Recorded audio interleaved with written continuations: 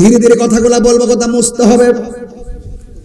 আল্লাহর হাবিব আরো বলে দিয়েছেন, একটা মানুষ মারা যাওয়ার পরে যখন কাফনের কাপড় কাটবে, সুন্দর করে যখন কাফন পরাবে, আমার আল্লাহ রাব্বুল আলামিন তার জন্য জান্নাতের জামা রেডি রাখবে।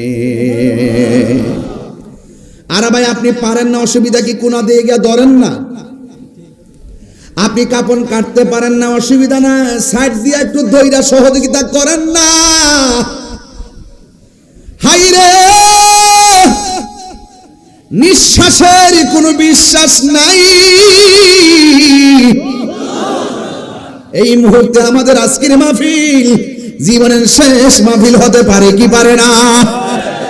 আমি দেখলাম 20তম বার্ষিক ওয়াজ দুয়ার মাহফিল, এই 20 বছরের ভিতরে কত 20 জন এলাকা থেকে চিরদিনের জন্য কবরে এতিম হয়ে পড়ে আছে। কথা বলেন ঠিক কিনা?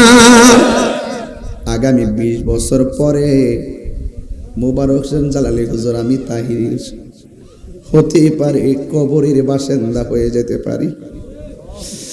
এই জন্য আমার বাবারা, হাজীগঞ্জের বাবারা, কাজীর ঘর বন্ধুরা, পায়ে হাত রেখা বইলা দিয়া যায়, খবরদার খবরদার,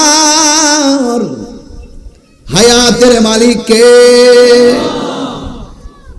মিনহা খালাকনাকুম ওয়া ফিহা নুঈদুকুম ওয়া মিনহা নুখরিজুকুম তারাতান উখরা।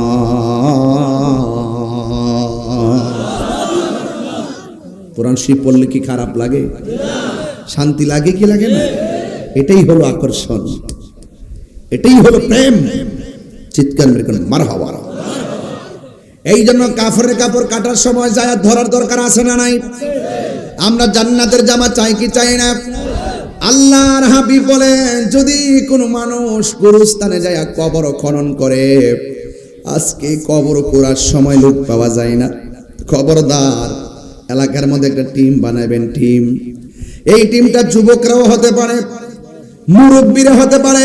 টিম বানায় বানায় মানুষ মারা গেলে দৌড়ায়া গুরুস্থানে যায় কবর করবেন। আমার নবী, আপনার নবী বলে গো, কেউ যদি কবরস্থানে যায় মুর্দার জন্য কবর করে, এখন কবর করে যারা, তাদের মূল্যায়নটা কি? তাদের সম্মানটা কি? আমার নবী, আপনার নবী বলেন, যারা মাইয়াতের কবর করার জন্য গুরুস্থানে দৌড়ায় আগ্রহের সাথে চলে যায়, আমার আল্লাহ রাব্বুল আলামিন ওই কবর কোরাকারী যারা রয়েছেন তাদের জন্য জান্নাতে একটা বাড়ি বানায়া দিবে।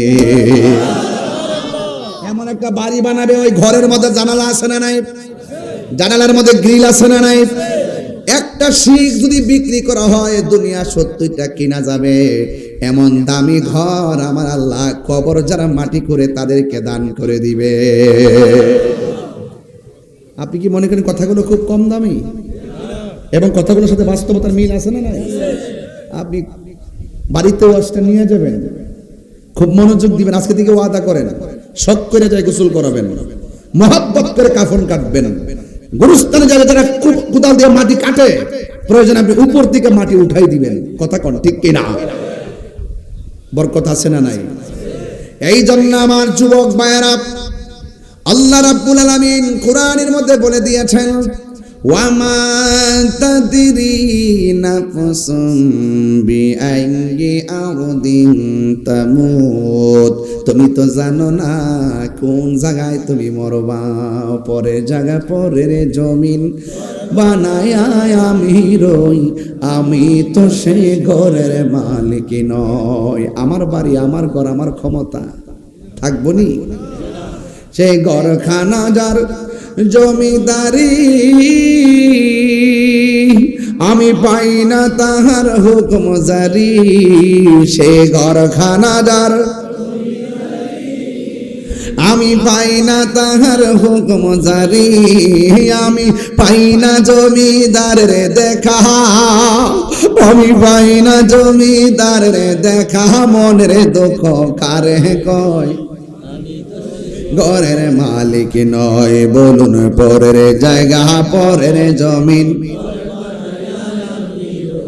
আমি তো সেই ঘরের মালিক নই, জমিদারের ইচ্ছা মতো দেই না জমি চাষ, তাই তো ফসল ফলে না রে দুঃখ 12 মাস। জমিদারের ইচ্ছা মতো দেই না জমি চাষ, তাই তো ফসল ফলে না রে দুঃখ 12 মাস। আমি খাজনা পাতি সবই দিলাম,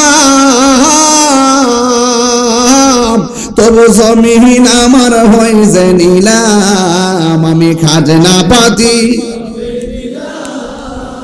তবু জমিন আমার হয়ে যে নিলাম। আমি চলি যে তার মন জোগায়া, চলি যে তার মন জোগায়া, দাখিলা মিলে না সই মালিক নয় বলো পরের জায়গা পরের জমিন। আমি তো সেই ঘরের মালিক নয়। জোরে জোরে কি আল্লাহু আকবার বলা যাবে না? আরে হাত দিলে কোন ইয়া রাসূলুল্লাহ। হাই রে আসল ঘরের নাম কি? কবরে যারা গেছে তারা কি আর ফিরে আসছে? আমরা কি কল দিছে? তাইলে আজকে যাদের এই অবস্থা, আগামীকাল আমার সেই অবস্থা হতে পারে কি পারে না? ও বন্ধু, ইশার নামাজ না পড়া ঘুমাইছো, ফজরের টাইম ওইটা আসা পড়বা। এমনও হতে পারে ফজর আসার আগে তোমার দরবারে আজরাইল আইসা হাজির হয়ে যেতে পারি। আজকের কাজ আগামী দিনের জন্য রেখে দিবেন না। এই জন্য প্রত্যেকটা দিনকে জীবনের শেষ দিন মনে করবেন। আমার আল্লাহ রাব্বুল আলামিনকে, ও বান্দা তোমরা তো জানো না কোন জায়গায় তোমার মরণ হবে। আমার নবী আপনার নবী বলেন, কেউ যদি 20 বার মরণের কথা খেয়াল করে ওই দিন যদি লোকটা মারা যায়, আমার আল্লাহ তার মরণটাকে শহীদের খাতায় লিখে দেয়। আল্লাহু আকবার। এই জন্য আমার যুবক ভাইয়েরা, আমার মুরব্বী বাবাটিরা, অনুরোধ করে বলে দিয়া যায়, আপনার বাবা চলে গেছে, ঘরটা ভালো নাকি খারাপ বোঝা যায় কেমনে? বৃষ্টি আসলে বোঝা যায় টিনটা ছিদ্র নাকি ভালো। বৃষ্টি পড়লে টিনের ছিদ্র দিয়ে ঘরে পানি ঢুকে, এর আগ পর্যন্ত বাড়িওয়ালার ঘুম ভাঙে না। টিন ছিদ্র হয়ে যখন পানি পড়ে ছিদ্রটা বন্ধ করে দেয়, অথচ কবরের ভিতরে কত পিপিলিকার ছিদ্র দিয়া কবরের ভিতরে পানি হাঁটু পর্যন্ত ভাসতেছে। কেউ যাইয়া পানিটা দূরে সরাইবার সময় নাই। কথা কোন ঠিক কিনা? আরে খবরদার মুসলমান, যুবক আপনাদেরকে বলছি, amazing figure and fighter, follow me. যার তরুণ যোদ্ধা, যৌবন যার যুদ্ধে যাওয়ার সময় তা, আমি আপনাকেই বলছি, একটা ছেলে এখানে সঙ্গীত গেয়েছে, একটা ছেলে এখানে নাত রাসূল গেয়েছে। এই ছেলেটা যদি মাদ্রাসায় লাইন থেকে পড়ে এসে যদি সর্বোচ্চ পর্যায়ে যেতে পারত, এই ছেলেটা মাঠ কাঁপাতো। অভিভাবক যারা আছেন সতর্ক থাকুন। যুবক তোমাকে বলছি, তোমার ইচ্ছার উপর অনেক কিছু নির্ভর করবে। হাসরের ময়দান যেদিন কায়েম হবে, 7 প্রকার মানুষকে আমার আল্লাহ আরশে আজিমের নিচে ছায়া দিবে। এর মধ্যে এক শ্রেণীর মানুষ হলো যৌবনে যার ইবাদত বেশি। জোরে কন্যা সুবহানাল্লাহ। আমি তো দেখতেছি এখানে প্রায় 75% যুবক। এই যুবকগুলো যদি আজকে ওয়াদা করে আমরা কালকে থেকে 5 ওয়াক্ত নামাজ পড়ব, এই এলাকার মধ্যে আরো 3টা মসজিদ করার প্রয়োজন হবে। ফজরের নামাজে 20 জন লোক পাওয়া যায় না। কথা কন না কেন? আসরের নামাজে 12 জন লোক পাওয়া যায় না। ঘটনাটা কি? আমার মাথায় পাক দিয়ে চাইলে আমি নামাজ পড়বো, পাঞ্জাবি আছে মাদ্রাসা পড়ছে আমি নামাজ পড়বো। এই নামাজটা সবার জন্য ফরজ। আপনি হয়তো জানেন না নামাজের মজা কি। নামাজের মজাটা আপনি জানেন না, দিকে পড়েন না। রাসূল বলেন যারা নামাজের জন্য দাঁড়াইবার আগে উযু করে বিসমিল্লাহর সাথে যখন হাতটা ধৌত করে, হাতের পানিগুলো যখন মাটিতে পড়ে, তার হাতের গুনাহগুলো উযুর পানির সঙ্গে মাটিতে পড়ে যায়। জোরে কোন আল্লাহু আকবার। যখন সে কুলি করে, কুলির পানির সঙ্গে তার গুনাহগুলো মাটিতে পড়ে যায়।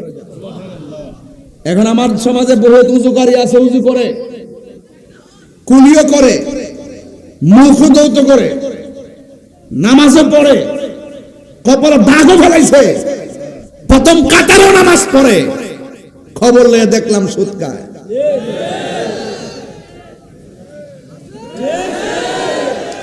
আমার পোলাপান্ডি কই?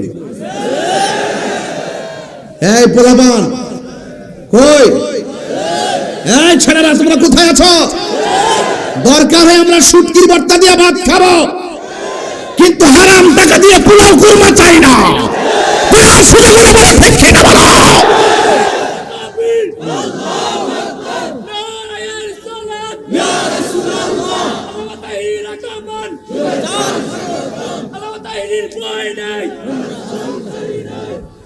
আল্লাহু আকবার, জোরে কর।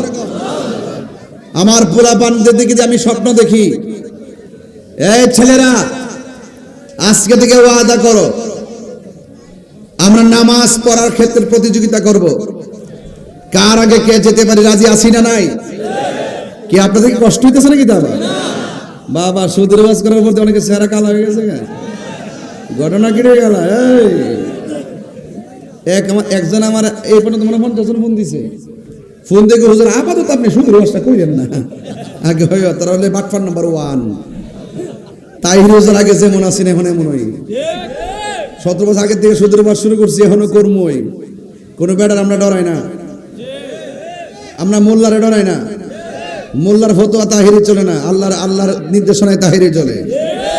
সুদ খাওয়া কি হালাল না হারাম? এটা কি মোল্লার ফতোয়া না আল্লাহর ফতোয়া? যে মোল্লা আমার কইছে যে আপাতত আপনি সুদের ওয়াজটা করেন না, বোঝা গেল হে তলে তলে চেয়ারের কাছে ঈমান বিক্রি করে ফেলেছে, বোঝা গেল টাকার কাছে ঈমান বিক্রি করে ফেলাইছে।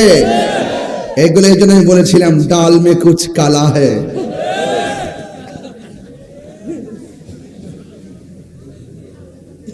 সুদের ওয়াজ করতে যে মজা লাগে আমার কাছে, মন ডাকো। হ্যাঁ, আর এইটাই হিডা ইন্টারেস্টই হিডা। তুই আবার করতে আইস ইংলিশ বলার করে ইংলিশ বলা। হ্যাঁ, আমার সুদ খানা ইন্টারেস্ট খা বাবার এই ইংলিশে আমেরিকার থেকে আইছে। বাজান বাবা, আমরা যে রুকু করি নামাজে দাঁড়ায়া, জামাতে যখন নামাজ পড়ি, আমরা কি রুকু একটা কম করি? সেজদা একটা কম দেই? সূরা কি একটা কম পড়ি? তো এত কষ্ট করে নামাজটা পড়া হারাম খাইতাম কি লাগে? কথা কন না কি লাগে? দেখবেন যদি শুটকির ভর্তা ফাটা সাথে দিয়ে ভাত খাই, শরীরটা এত সুন্দর। আর যদি সুদ খা, দেখবেন এটি লড় তারা না, আমরা এমনি দলি লোক তারা না। কিরে বাড়া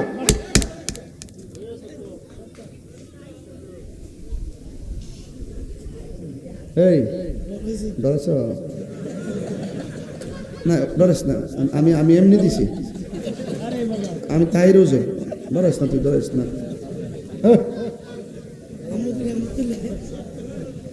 ফালদা উঠছে কলজারা করে কলজে। হ্যাঁ, আবার ফিলিস্তিন যাইব, হ্যাঁ যুদ্ধ করবো, হ্যাঁ ডাহাত থেকে ফিরাই করবো।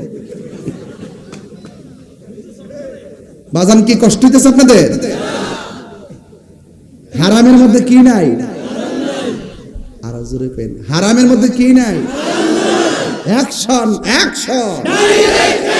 সুদখোরের বিরুদ্ধে, ঘুষখোরের বিরুদ্ধে, দুর্নীতির বিরুদ্ধে অ্যাকশন, অ্যাকশন। তুমি কে, আমি কে? নীরব না বিপ্লব? পারিনি রে।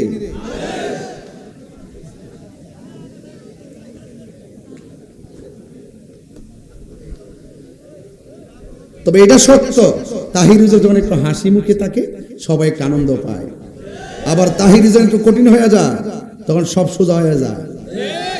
তবে একটা কথা বইলা দিয়া যায়, সুদখোরকে না বলুন। সুদখোরকে কি বলুন? না বলুন।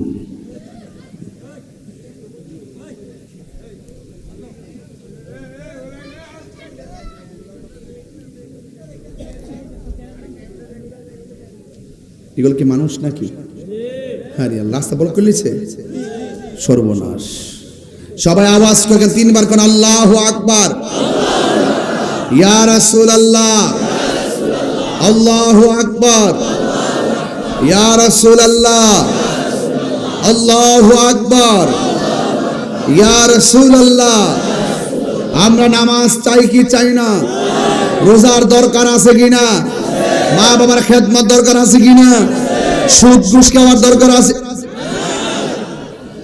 পাউডার ধরে কয়ে দিয়েছে আজকে, এই তিন ভাই একসাথে আছেন, সুদ দিয়া সুদে টেহা লাগায় বিদেশ যাইবেন না। তিন ভাই মিল্লা অটো চালাইবেন, কি চালাইবেন? দিনে যদি 1000 রুজি হয়, তিন ভাইয়ের কত মাসে? 3000। এত নতুন নতুন হিসাব, উনি খুব ভালো হিসাব জানে। নতুন কয় হাজার? প্রতিদিন 1000 তিন ভাই কয় হাজার? তো 90,000 যদি হয়ে জায়গা 4 মাসে কত হইব? মোটামুটি 60,000 বলে বুঝছি। আপনার এলাকাতে খুব করা ওই হিসাব 3,60,000, 3,60,000 দিয়া 4 লাখ মিলে দিলে একটা বাইরে বিদেশ ছড়াইবেন, 2 ভাই বাইরে থাকবেন, মায়ের খাইলেও মনের মধ্যে কোনো দুঃখ। আর কষ্টের টাকা দিয়া বিদেশ গেলে এই টাকার ভিতরে বরকত হবে। আর হারাম দিয়ে যদি বিদেশ যান, এই টাকায় বরকত নাই, চাকরি নাই, টাকার মধ্যে বরকত নাই। যেমন যুবক বিয়া করার সময় কয় আমার ইটা লাগবো, হিটা লাগবো, বাইক লাগবো, প্রাইভেট কার লাগবো, এই সব যৌতুক লোয়ার ভরে 3 দিন পর ওই ললো না, একবারে ডিভোর্স দিয়া জায়গা। কি লেগে জায়গা? ওই যে শুরু সে হারাম দিয়া, হারামের মধ্যে আরাম নাই। কথা কন ঠিক কিনা? এই পোলাপান যৌতুক নিয়ে বিয়ে করা চলবে? ভিক্ষা করিস না পোলাপান। আল্লাহর কাছে বলবেন, আল্লাহ আমরা এমন টাকার মালিক বানাই দাও যেন আমি সাজায় আনতাম পারি। রাজি আছেননি সবাই? ইনশাআল্লাহ রাজি আছেননি? দেশ উল্টে গেছে, হিসাব হইলো জামার ভাই তাই বউ আইতে পারে, এরা খাই বলিমা। আর এই জায়গা জামার পক্ষ থেকে বউর ভাই যায় 300-400 বরযাত্রী। পৃথিবীটা উল্টে গেছে। শান্তি কেন আসবে? আমরা নিজের মাথায় নিজে কুড়াল মারছি, তাই শান্তি আসছে না। কথা বলেন ঠিক কিনা? দেখছেন না ইরান আক্রমণ করছে, অন্যান্য ক্ষমতাসীন রাষ্ট্রগুলা চুপচাপ। মুনাফিক নাম্বার 2। এই মুহূর্তে যদি এক ইরান কাফের লিখেছে, যদি এই মুহূর্তে যদি সব দিক ক্ষমতার মুসলমান রাষ্ট্র যদি একসঙ্গে যদি পরে জিরাই বইব, ইসরায়েলের উপরে যদি একসাথে চালাইতো, ইসরায়েল মাটির সঙ্গে মিশে যেত। কথা বলেন ঠিক কিনা? একমাত্র আমাদের সমাজ অধপতনে যায়। কাজেই কারো সমাজ, আমার সমাজ, আপনার সমাজ, সব সমাজ অধপতনে যাওয়ার মূল কারণ সমাজের মধ্যে কিছু মুনাফিক আছে, তাদের কারণে। রাসূল বলেন, আমি দেখতেছি কবরের ভিতরে আযাব হচ্ছে। কি হচ্ছে? নবী দেখার ক্ষমতা আছে না নাই? এই বিশ্বাস কার কার নাই? হাত তোলেন। সবার আছে। এলাকার মানুষ অনেক নবীর পাগল, বুঝালাইছি ঠিক না? একটা জবান বন্ধ রাখবেন না। মহব কি কষ্ট হচ্ছে আপনাদের? একটা জবান বন্ধ রাখবেন না। মহব্বতে মায়ার সুরে বলুন সুবহানাল্লাহ। আমার নবী, আপনার নবী রহমাতুল লিল আলামিন, তিনি দেখতেছেন কবরে আযাব হচ্ছে। ওই মুহূর্তে সাহাবায়ে কেরামকে আমার নবী বলেন, সাহাবীরা রে, ও সাহাবীরা, খেজুরের ডাল নিয়ে আসো। খেজুরের ডাল নিয়ে আসলেন। আমার নবী 2টা কবরের ভিতরে 2টা ডাল লাগাইলেন। লাগানোর পরে আমার নবীকে প্রশ্ন করা হয়, ইয়া রাসূল, আল্লাহু আকবার জোরে হবে, ইয়া রাসূলুল্লাহ, নবী গো, ও মায়া নবীজি, আপনি কেন ডালগুলো লাগাইলেন? এবার আমার নবী, আপনার নবী বলে, সাহাবীরা রে, আমি নবী যাহা জানি তোমরা তা জানো না, আমি নবী যাহা শুনি তোমরা তা শোনো না, আমি নবী যা দেখি গো তোমরা তোমরা তা দেখো না, আমি নবী যখন গোরস্থানের পাশ দিয়া যাচ্ছি, আমি দেখতেছি দুইটা কবরে আযাব হচ্ছে। আমি এই ডালগুলো কেন লাগাইছি জানোনি? এই ডালগুলো যতদিন পর্যন্ত কাঁচা থাকবে ততদিন পর্যন্ত আমার আল্লাহ রাব্বুল আলামিন কবরের আযাবকে হালকা করে দিবে। তাইলে আমরা দলিল পাইয়া গেলাম, কবরের চারপাশে ডাল যে লাগাই জায়েজ আছে না না? ওয়া ইয়াতাফাক্কারুনা ফি খালকিস সামাওয়াতি ওয়াল আরদ, আসমান এবং জমিনের মধ্যে যাহা আছে সব কিছু আমার আল্লাহর জিকির করে। এই জন্য যুবক ভাইয়ের আমার, আল্লাহকে নিয়ে গবেষণার দরকার আছে না নাই? এরপরে নবীদের প্রশ্ন করে, ইয়া রাসূল আল্লাহ নবী গো, ও মায়ার নবীজি, আপনি যে বললেন ডাল জিন্দা থাকলে কবরে আযাব হালকা হবে, আমরা জানতাম চাই এই কবরের মধ্যে কোন কারণে আযাব হইতেছে। আমার নবী বলে, উম্মত উম্মত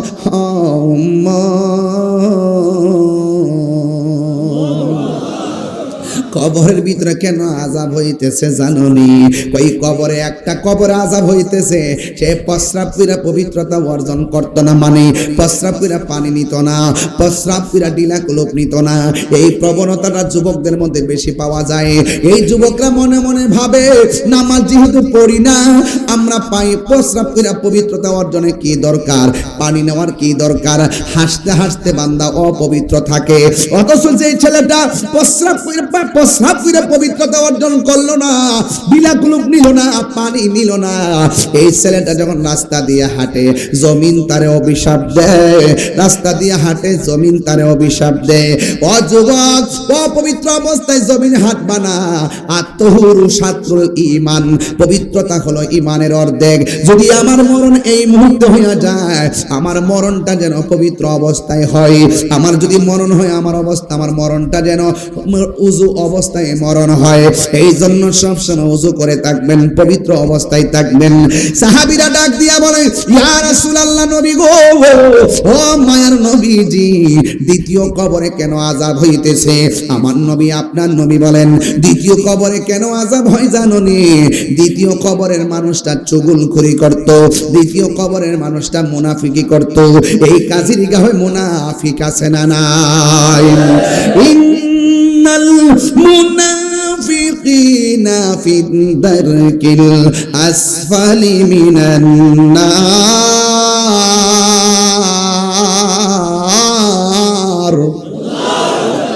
নিশ্চয়ই মুনাফিক যারা করবে, এদেরকে আমার আল্লাহ জাহান্নামের সর্বনিম্ন স্তরে রাখবে। ও যুবকের দল, সর্বনিম্ন কি জানেননি? কয় আমার নবী একদিন সাহাবায়ে কেরামদেরকে নিয়ে ওয়াজ করতেছেন, হঠাৎ করে সাহাবীরা একটা বড় আওয়াজ শুনলেন। সাহাবীরা কয়, নবী গো, নবী গো, নবী গো, এত বড় আওয়াজটা কোথায় থেকে আসলো? কোনো মানুষ নাই, কোনো কিছু নাই, আওয়াজটা কোথায় থেকে আসলো? ও আমার কাজের গাঁও হাজীগঞ্জের বাবা, আমার নবী আওয়াজটা কোথায় থেকে আসছে জানার ক্ষমতা আছে না নাই? আমার নবী ডাক দিয়া কয়,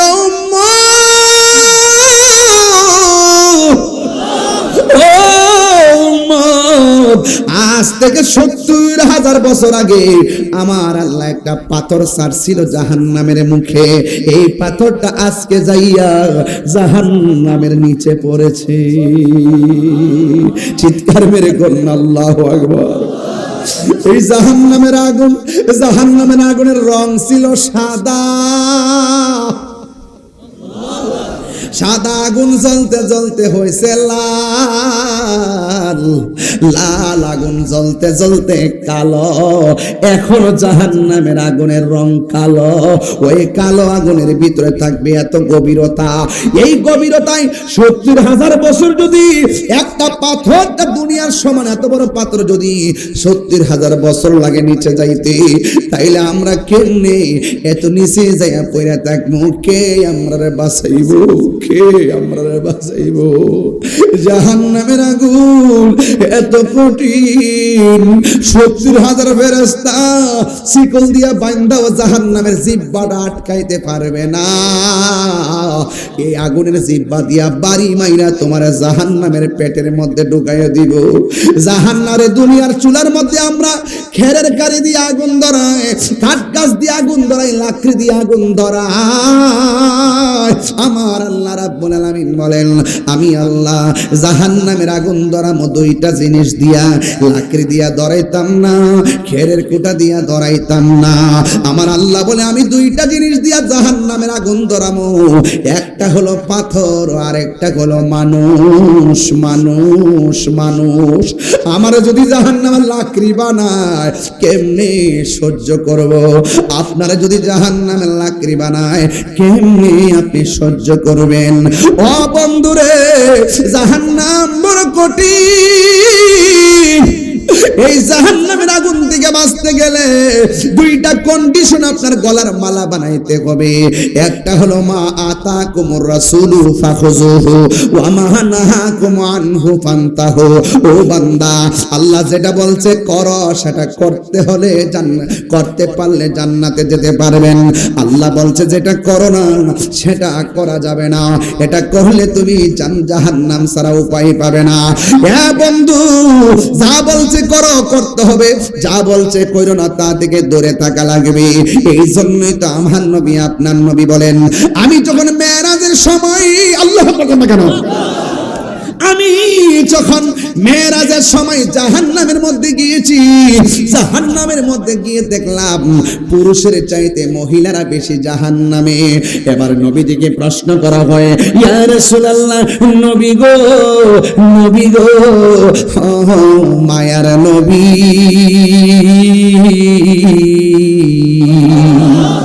মহিলারা কেন বেশি জাহান্নামী? আপনারা বলেন নবী জানার ক্ষমতা আছে না নাই? এবারে সাহাবীর কথা শুনে নবী বলেন মহিলারা দুইটা কারণে বেশি জাহান্নামী।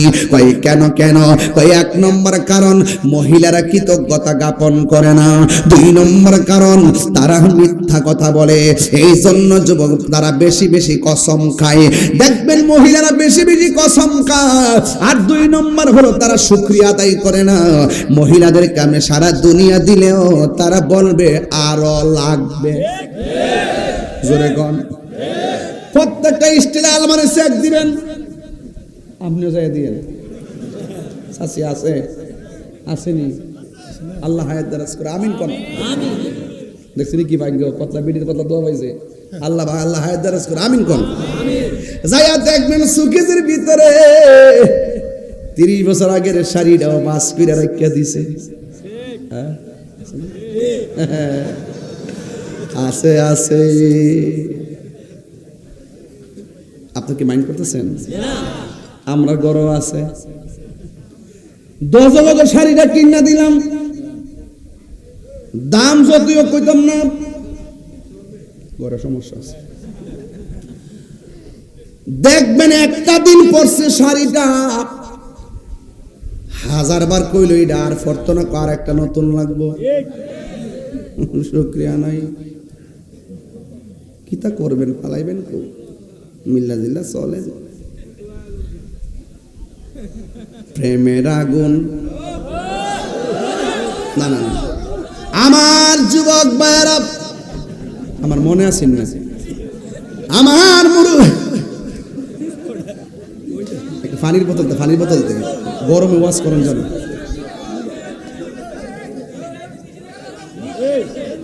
আপনারা মনে একটু কষ্ট হইতেছে নাকি?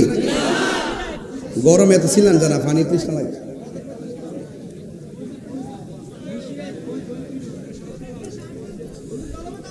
শান কি চলবে ইনশাল্লাহ?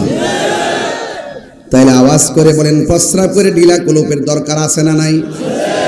আরো জোরে, আরো জোরে। সত্যি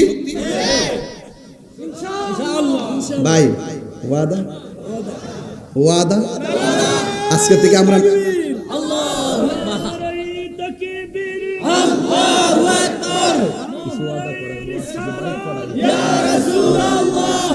সুন্নাতুল জামাত জিন্দাবাদ জিন্দাবাদ, নবী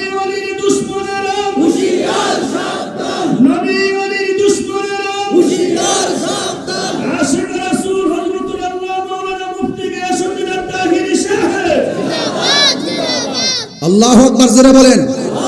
দোস্ত ওয়াদা ওয়াদা, আজকে থেকে আমরা অপবিত্র থাকবো, অপবিত্র থাকবো। আরেকটা ওয়াদা করবেন, পানির মধ্যে কখনো প্রস্রাব করব না। করলে কি হয় জানেন? আমি কিন্তু সায়েন্টিস্ট কথা বলছি এবং দলিত কথা বলছি। আপনার ব্রেন কমে যাবে। কি কমে যাবে? মেধা কমে যাবে, পাশাপাশি আপনার স্মৃতিশক্তি তো কম। পরে লাশ হলো কবরের নিচে, আমার নবী উপর থেকে নিচে দেখার ক্ষমতা আছে না নাই? শুধুমাত্র এইটা নয়, আমার নবী মদিনা শরীফ থেকে এই মুহূর্তে হাজীগঞ্জ দেখার ক্ষমতা আছে না নাই? নবীকে সেই ক্ষমতা দিয়েছেন কে? জালালউদ্দিন সুয়ুতি ৭৫ বার দেখল নবীজি। জালালউদ্দিন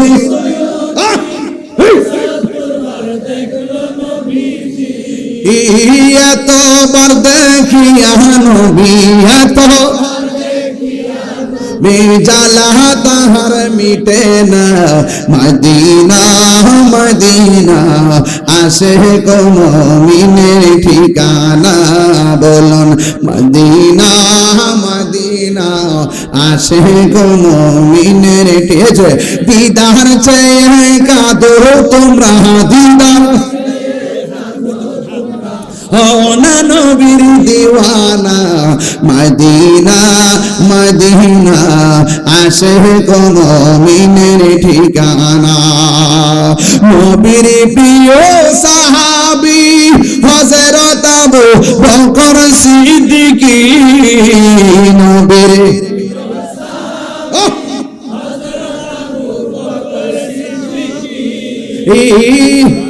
বেশে শুইল পাশে ভালো, মদিনা মদিনা মদিনা আসে কোন মুমিনের ঠিকানা, বলো মদিনা মদিনা আসে কোন মুমিন। হাত তুলে খুশি হবো।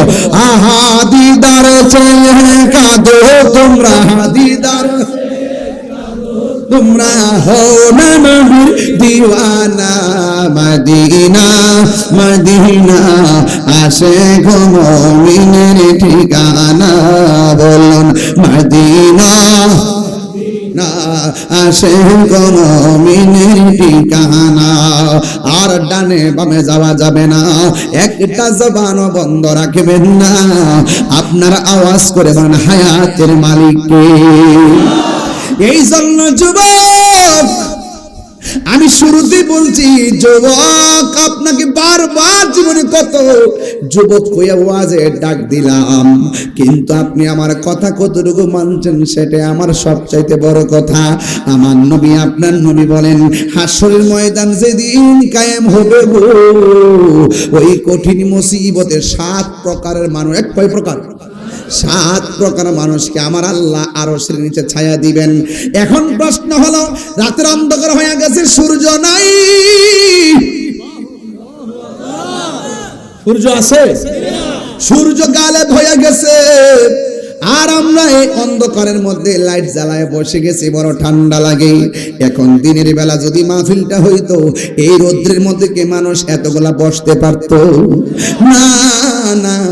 আমার নবী, আপনার নবী বলেন ওই হাসরের ময়দান কত কঠিন, নিজের ঘামে নিজেরা সাঁতার কাটবে, মা সামনে দিয়ে হেঁটে চলে যাবে, সন্তানকে কাছে টানবে না, সন্তান মায়ের সামনে দিয়ে চলে যাবে, মা সন্তানকে ডাক দিবে না।